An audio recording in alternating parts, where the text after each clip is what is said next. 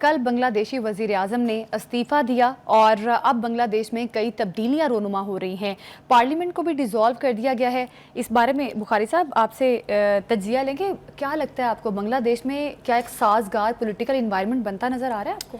देखिए, पहली बात तो यह है कि बांग्लादेश में जो कुछ हो रहा है हम उससे अनकंसर्न्ड नहीं हो सकते, इसलिए कि एक तो वो हमारे रीजन में है, बिल्कुल। दूसरा एक कभी हमारा हिस्सा रहा है, पाकिस्तान का हिस्सा था वो, लिहाजा वहाँ जो भी हो अच्छा बुरा उससे हम मुतासर भी होते हैं और कंसर्न भी रहते हैं, और ये एक नेचुरल बात है। बहुत सारे लोग बांग्लादेश के अभी तक पाकिस्तान में हैं, बहुत सारे पाकिस्तान के लोग अभी तक बांग्लादेश में हैं। तो चूंकि लिंकेज इतनी स्ट्रॉन्ग थी तो उसको आप यकसर नहीं मिटा सकते। वहाँ पर पहली बात तो ये थोड़ी सी मैं आपकी तस्दीक करना चाहूँगा। खालिदा जिया ने इस्तीफ़ा दिया नहीं है, ज़बरदस्ती लिया गया है उनसे, डेडलाइन लेके उनसे लिया गया है। वहाँ पर जो कुछ हसीना वाजिद से वहाँ पर जो कुछ हो रहा है, लोगों का ख्याल ये था कि वहाँ फ़ौज में दाखिलत करेगी और माशाल्लाह लगा देगी। एक तो ये नहीं हुआ, बहुत आसान बात है, बिल्कुल मेरे ख्याल से बहुत ही प्रूडेंट फैसला तो है भी उठा लिया वहाँ की फ़ौज का कि हम इसमें नहीं आएंगे। फिर उन्होंने इतना कॉन्फिडेंस है वो, चूँकि नीयत साफ़ है ना, उन्होंने कर्फ्यू भी उठा लिया, उन्होंने तालीमी इदारे भी खोल दिए, उन्होंने इंटरनेट भी बहाल कर दिया है एंड ऑल दैट। देखा आपने? हाँ जी। ये होता है उस फ़ौज का कमाल जो सियासी यानी एम्बिशंस नहीं रखती। सही है। और मैं समझता हूँ कि इस खित्ते में ये पहला एक हसीन मॉडल या अच्छा पॉजिटिव मॉडल जो है वो बना है। एक तो ये हो गया। दूसरी बात ये है कि वहाँ पर पार्लियामेंट तहलील कर दी गई, आपके सामने है कि ये पार्लियामेंट जनवरी के इलेक्शन के नतीजे में बनी थी, जिसमें किसी सियासी जमात ने, मुखालिफ सियासी जमात ने हिस्सा नहीं लिया था। ठीक। ये उन मुल्कों में होता है जहाँ कल्ट फॉलोइंग होती है, जहाँ एक डिक्टेटोरियल रजीम मुसल्लत हो या डिक्टेटोरियल रवैये हों। लिहाजा हसीना वाजिद साहबा ने ना कभी आइन की परवाह की, ना कभी रवायत की परवाह की, वो बस सिर्फ अपना इक़्तिदार जो है उसको जारी रखने के लिए उन्होंने ऐसे ऐसे खौफनाक फ़ैसले किए, ऐसा उन्होंने अपनी अपोजिशन को और दीगर सियासी जमातों को इतना उनका गिरद दायरा तंग किया कि आप देख लीजिए, खालिदा जिया साहिबा जो हैं वो BNP की हेड हैं। BNP एक ऐसी जमात है जो राइट विंगर है, जो यानी बांग्लादेश की जिन्होंने बांग्लादेश की तहरीक आज़ादी में रोल अदा किया हुआ है, जिन्होंने बांग्लादेश को इकोनॉमिक माइट तक पहुंचने के लिए बुनियादी काम किए हुए हैं। तो आप ये नहीं कह सकते कि वो एक ऐसी पार्टी है जो नॉन एंटिटी है। एक बात। दूसरी बात ये कि इसके साथ एक और जमात थी, जमात इस्लामी। हाँ जी। जमात इस्लामी वो जमात है और अभी वहाँ कायम है जो प्रो पाकिस्तान है। ये प्रो पाकिस्तान और प्रो भारत की बात थोड़ी सी कर लेनी चाहिए ताकि हमारे नाज़रीन जो है वो समझ पाएँ। हसीना वाजिद और उनके वालिद बुजुर्गवार जिन्होंने पाकिस्तान को 2 लख्त किया था भारत के साथ मिलके, ये प्रो भारत उनके होने के बारे में कोई शक व शुबा नहीं है। आपने देखा उन्होंने मोदी को बुला के, हमने कल भी इसका तज़किरा किया था, आला तरीन सिविल अवार्ड दिया था, इसलिए कि उन्होंने पाकिस्तान को ब्रेक करने में उनकी मदद की थी, मुक्ति बाहिनी को वहाँ ट्रेन किया था। दर हकीकत वो इंडिया की फ़ौज के लोग होते थे जिनको मुक्ति बाहिनी के कवर में ढाका यानी बांग्लादेश के अंदर, ये उस वक्त के ईस्ट पाकिस्तान में दाखिल किया जाता था और वो अपनी कार्रवाइयाँ करके वापस भाग जाते थे। तो ये पुराना जो एक बंधन है वो भी मेरे ख्याल से अब टूटने वाला क्या है, एक तरह से टूट गया है। आप देखिए, हालत ये है कि अब वो प्रो भारत जिसके लिए उन्होंने इतना काम किया, वो भी उसको सियासी पनाह देने के लिए तैयार नहीं है। इसको कहते हैं शूमीय किस्मत। मैं आपको एक दूसरा हवाला दूं, जब ईरान में शाह ईरान का तख्ता उल्टा गया था तो उनके जहाज़ को कोई मुल्क लैंड करने की इजाज़त देने के लिए तैयार नहीं था। ये होता है डिक्टेटोरियल रवैयों का नतीजा, ये होता है कल्ट फॉलोइंग का नतीजा।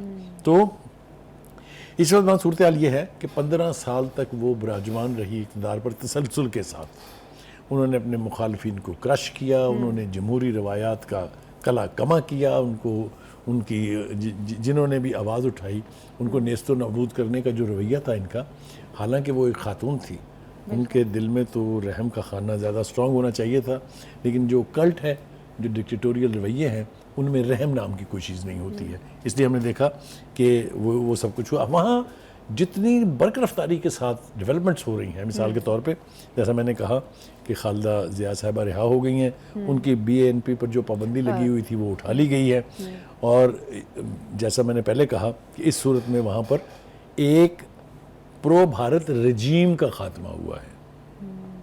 यानी अब जो अगर पार्टी BNP सामने आती है तो वो, मैं ये नहीं कह रहा कि वो प्रो पाकिस्तान हो जाएंगी, लेकिन वो एंटी पाकिस्तान भी नहीं होंगी। खालिदा ज़िया, ये Hasina Wajid was openly anti Pakistan. जिस शख्स ने कभी पाकिस्तान के हक में बात की है उसने उसकी ज़िंदगी का दायरा तंग कर दिया, बिल्कुल। इतनी वो प्रो भारत और एंटी पाकिस्तान थी। दूसरी एक अच्छी खबर यह है कि जब इस किस्म का सियासी हुल्ला गुल्ला होता है या हंगामा खेजी होती है तो उसके बाद फैसले सही हुए हैं या नहीं हुए हैं, इससे बहुत फ़र्क पड़ता है। अभी हम ये देख रहे हैं कि अबूरी हुकूमत के लिए, एक तो जैसा मैंने पहले कहा, मैं क्रेडिट देना चाहता हूँ फ़ौज को, उन्होंने कहा जी हम एक अबूरी हुकूमत बनाएंगे जिसमें एक गैर मुतनाज़ा शख्स जो है उसको हेड करेगा। और हम सुन रहे हैं कि डॉक्टर मोहम्मद यूनुस साहब जो हैं, हाँ जी, जिनको नोबेल प्राइज़ भी मिल चुका है, उनको उन्होंने कहा कि आप चीफ एडवाइज़र बन जाइए अबूरी हुकूमत के। उन्होंने ख़ुद भी कहा है कि जो डेवलपमेंट्स हुई हैं बांग्लादेश में, मुझे यूँ लगता है, ये उनका बयान है कि कौम आज़ाद हो गई है। ये एक बंगाली इंटेलेक्चुअल का, एक बहुत बड़े इकोनॉमिस्ट का इजहार ख्याल है वहाँ की डेवलपमेंट के बारे में। ठीक। अच्छा बुखारी साहब, जिस तरह से अभी हम बात कर रहे थे भारत की इन्वॉल्वमेंट जो थी बांग्लादेश में, अब हसीना वाजिद का जो अंजाम हुआ है, इवन भारत भी रखना नहीं चाह रहा। अभी तो खैर वहाँ पर वो मौजूद है, लेकिन भारत भी उनको परमानेंटली नहीं रखेगा कभी भी। तो अब ये तो सबक है, अगर देखा जाए तो ये तो सबक है इस वक्त बांग्लादेशियों के लिए। अगर कोई कल को भारत की तरफदारी करेगा, उसके पास हसीना वाजिद की एग्जाम्पल ज़रूर मौजूद है। ये सबक सिर्फ बांग्लादेशियों के लिए नहीं है, इससे तो पूरी दुनिया को सबक सीखना चाहिए ना, कि जहाँ डिक्टेटोरियल रवैये होंगे, जहाँ कल्ट फॉलोइंग होगी, वहाँ फिर क्या होता है। अब आप देखिए कि हम सुन रहे हैं कि वो यहाँ से भी चलती बनेगी, भारत में भी वो ज़्यादा देर नहीं रहेंगी, हाँ जी, शायद फिनलैंड जाएंगी, ये पॉसिबल अमेरिका ने भी उनका वीज़ा रिजेक्ट कर डेस्टिनेशन है। आप ये देखिए रवैये किस तरह बदलते हैं। सही बात है। Until yesterday or day before yesterday she was the prime minister of an independent country जिसके पास अमेरिकन वीज़ा था, और एक रात में वही अमेरिका जो है उसने उनका वीज़ा कैंसिल कर दिया है। तो ये इसको कहते हैं शुमी किस्मत। ये जब आपकी जो करतूतें आप करते हैं, हाँ उसके नतायज भुगतने के लिए फिर आपको तैयार रहना चाहिए। दूसरी बात यह है कि एक सवाल ये उठ रहा है कि क्या बांग्लादेश में होने वाले वाक़यात और पाकिस्तान में सियासी जो गहमा गहमी है उसका कोई आपस में लिंक है या नहीं है। तो मैंने जैसे शुरू में कहा कि हम चूँकि एक ही बैकग्राउंड है, हाँ एक ही साइकी है, एक ही तरह की पॉलिटी है, यानी पॉलिटिकल रवैये भी ऑलमोस्ट वैसे ही हैं, तो मुमासलत एज सच नहीं है, क्योंकि वहाँ युद्ध जो है वो एक सियासी जो हुकूमत थी जो डिक्टेटोरियल रवैया रखती थी उसके, और दूसरी सियासी जमातें जिनके ऊपर जिनका दायरा तंग किया हुआ था, और उनका जो स्टूडेंट्स थे, जो उनके स्टूडेंट्स ने, असल में तो ये सारा किया धरा जो है वो स्टूडेंट्स का है, जिन्होंने वहाँ जमहूरियत के लिए आवाज़ बुलंद की और अल्टीमेटली हसीना वाजिद साहब को रुखसत किया है। तो यहाँ पर हमारे यहाँ माहौल मुख्तलिफ है, हमारे यहाँ ग्राउंड रियलिटीज़ भी मुख्तलिफ हैं, किसी और प्रोग्राम में उसकी बात अच्छा बुखारी साहब, अब इंडिया चाह रहा है कि जो प्रो इस्टेब्लिशमेंट गवर्नमेंट है वो वहाँ पर आए, इस बारे में आप क्या कहेंगे? देखिए, गुजारिश ये है कि हिंदुस्तान की फ़ौज ने, बांग्लादेश की फ़ौज ने अभी तक तो ये साबित किया है कि the hell with it, we are not interested, but you never know. जैसा मैंने कहा कि इस खित्ते में हमदर्दियाँ, सियासी वाबस्तगियाँ और रवैये बदलने में देर नहीं लगती है। You never no. अगर, क्योंकि एक बात मैं बता दूं आपको, ये नहीं हो सकता कि इतने तवील अरसे तक प्रो भारत रजीम के रहने के बाद हिंदुस्तान खामोशी से बैठ जाएगा।